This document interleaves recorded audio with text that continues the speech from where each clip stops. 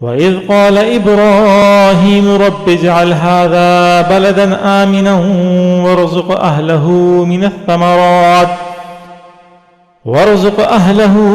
مِنَ الثَّمَرَاتِ مَنْ آمَنَ مِنْهُمْ بِاللَّهِ وَالْيَوْمِ الْآخِرِ۔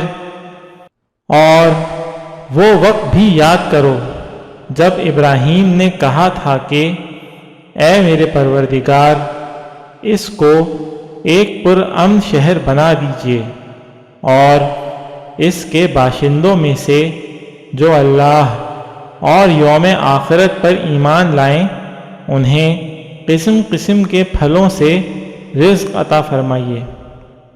قال ومن كفر فأمتعه قليلا ثم أضطره إلى عذاب النار۔